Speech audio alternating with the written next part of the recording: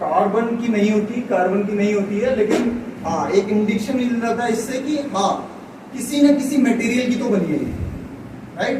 और वो special material होता है जिससे ये मैग्नेट बनती है, ठीक है। एलॉय होता है काफी ज्यादा मटेरियल्स का मिला के, ठीक है। तो अभी आते हैं कि क्या सिर्फ यही एक तरीका है मैग्नेट बनाने का? नहीं। तुमने सुना है बुलेट ट्रेन चल रही है चाइना में 400 किलोमीटर घंटे की रफ्तार से, 500 किलोमीटर की रफ्तार से, कैसे चल जाती है वो? हाँ, मैग्नेट से, इलेक्ट्रोमैग्नेट से। तो इलेक्ट्रोमैग्नेट, अब यार इतनी सारी ये बनाते रहेंगे, इतना अलॉय कहाँ से लाएंगे, ठीक है। और ये तो हर समय चिपकेगी, ये अगर मैंने ऐसी रखी है तब भी चिपकेगी, लोहे में तो अपने आप चिपक जाएगी। लेकिन मुझे तो ऐसी मैग्नेट चाहिए जब मैं चाहूं तभी चिपके, जब ना चाहूं तो ना चिपके, क्योंकि ट्रेन तो तभी चलेगी ना। तो जैसे प्लेन उड़ते हैं, प्लेन क्या होते हैं, 1000 प्लेन की स्पीड होती है 900 किलोमीटर 800 किलोमीटर पर घंटा। क्यों होती है? मतलब गाड़ी हम क्यों नहीं चला सकते इतनी तेज,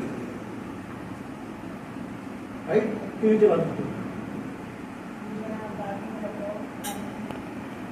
नहीं, इलेक्ट्रोमैग्नेट नहीं, तेज क्यों नहीं चला सकते हम गाड़ी? गाड़ी बोलते हैं बाइक चला रहे हैं 90 की स्पीड में जाते ही ऐसा लगने लगता है उड़ जाएंगे, ठीक है। तो क्यों लगता है ऐसा? मतलब कुछ तो रोक रहा है ना हमें तेज जाने से। होता है एयर फ्रिक्शन, एक होता है एयर फ्रिक्शन, ठीक है। जितनी ज्यादा एयर हमको फोर्स करती है, उसको न्यूटन थर्ड लॉ की, वो उसको फोर्स करती है, हम उसको फोर्स करते हैं, फिर रुक जाते हैं, ठीक है।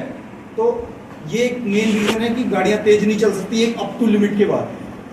तो उस फ्रिक्शन को हटाने के लिए क्या करते हैं? तुमने देखा होगा कि प्लेन, जो फाइटर प्लेन होते हैं ना, वो बहुत नुकीले बनाए जाते हैं ऐसे, नुकीले टाइप के।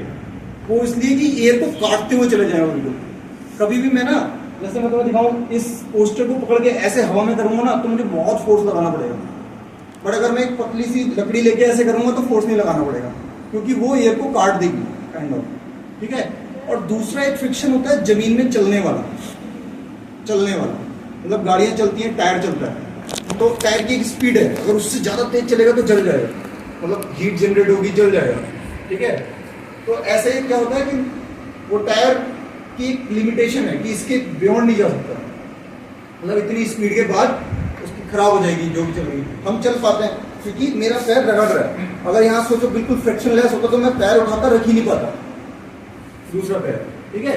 तो ये होता है फ्रिक्शन, जिसकी वजह से चीजें स्लो होती हैं। तो फ्रिक्शन को हटाने के लिए क्या कर सकते हैं? या तो हम नुकीली चीजें बनाएं, एयर खत्म कर दें। यहाँ से एक कमरा ऐसा बनाए उसमें एयर बिल्कुल ना हो, वैक्यूम बोलते हैं उसको, जहाँ पे एयर नहीं होती, ठीक है। जैसे स्पेस में सैटेलाइट्स जहाँ मूव करती हैं वहां पर हवा नहीं होती, वैक्यूम होता है, ठीक है। तो क्या होता है कि अगर तुम कुछ चीज फेंक रहे हो तो एयर तो है नहीं, वो तो चली जाएगी सीधे। तो बुलेट ट्रेन बनाई गई जमीन से थोड़ी सी उठा के ऐसे, उसके टायर नहीं होते, ठीक है। वो इलेक्ट्रोमैग्नेट के प्रिंसिपल पे चलती है, जमीन में रखी, जब जमीन में रखी इन द सेंस कि जब इलेक्ट्रोमैग्नेट बंद कर दिया तो ये ट्रेन स्लोली आगे ऐसे ट्रैक पे टूट जाएगी। जब इलेक्ट्रोमैग्नेट स्टार्ट होगा तो ट्रेन दोबारा से थोड़ा गैप बनाएगी और चलना स्टार्ट करेगी, ठीक है। तो ये जो नीचे वाला फ्रिक्शन है ये खत्म हो गया, इसलिए वो ट्रेनें इतनी तेज चल पाती हैं, ठीक है। तो जैसे मैंने बोला मैग्नेट तो बन गई एक बार, अब ये तो चिपकती रहेगी। अब बोले ट्रेन चलानी है, रोको, कैसे रोकें? रुकेगी नहीं वो तो।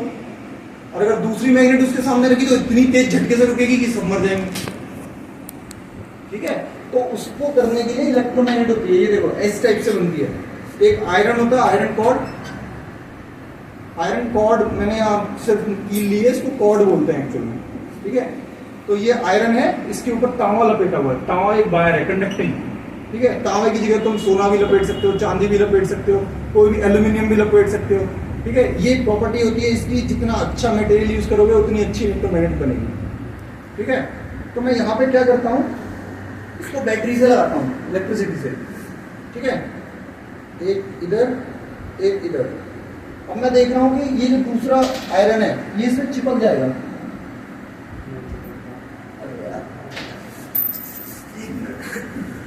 अगर बैटरी में थोड़ी कम चार्ज होगी तो शायद ये चिपकेगा, बट ये देखो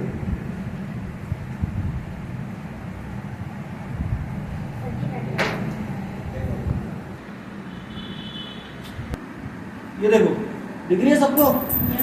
बैठ, तो ये इसको पूरा चिपका देती है, ठीक है। बट वो लोग क्या करते हैं, ये तो चिपक रही है, चलेगी कैसे? चलने के लिए तो चिपकनी नहीं चाहिए ना, तो वो लोग क्या करते हैं, इसके पोल डिसाइड करते हैं। जैसे उसमें पोल होते हैं और उसके अपोजिट वाली ट्रेन उसके ऊपर रखते हैं, ठीक है। तो क्या होता है, वो चिपकेगी नहीं कभी, क्योंकि सेम पोल आ गया, ठीक है। तो सेम पोल पे अगर चिपकेगी नहीं तो वो ऊपर ही रहेगी, और फिर उसको अगर स्पीड दे दी पीछे से तो वो चली जाएगी, ठीक है। इस तरह से चलती है। तो अब बोलोगे रोकेंगे कैसे? तो रोकने के लिए क्या करते हैं, वो जो पोलरिटी होती है वायर्स की प्लस माइनस, वो अपने स्विच में चेंज करते हैं। प्लस को माइनस कर देते हैं, माइनस को प्लस कर देते हैं। तो होता क्या है कि जो ये बीच में सेम पोल की वजह से था, वहां पोलरिटी चेंज करने की वजह से ये चेंज हो जाता है, तो फिर ये चिपकेगी। लेकिन सडन भी तो चिपक सकती है, तो एकदम झटका लगेगा, सब मर जाएंगे। लेकिन वो पोलरिटी इतने स्लोली कंप्यूटराइज चेंज करते हैं कि वो धीरे धीरे ऐसे, मैं अगर एग्जांपल के लिए समझाऊं, ये चेंज नहीं होता है, ठीक है, लेकिन मैं एग्जांपल के लिए समझाऊं तो ऐसे चेंज होता है, धीरे धीरे धीरे धीरे धीरे धीरे चेंज होता है, और वो इस साउथ, नॉर्थ से साउथ बन जाता है, ठीक है। सेम पोल की जगह अपोजिट वाला पोल बन जाता है धीरे धीरे। ये ऐसे पटरी कभी ऐसे नहीं होती है, वो पोलरिटी धीरे धीरे चेंज होती है, जिससे कि वो पोल बन जाता है, ठीक है। तो वो चिपक जाती है। ये है इलेक्ट्रोमैग्नेट। तो दोनों में मतलब समझ में आया? एक नॉर्मल मैग्नेट क्या है, अर्थ की जो हमें पता कैसे चलती है ये सब, ठीक है।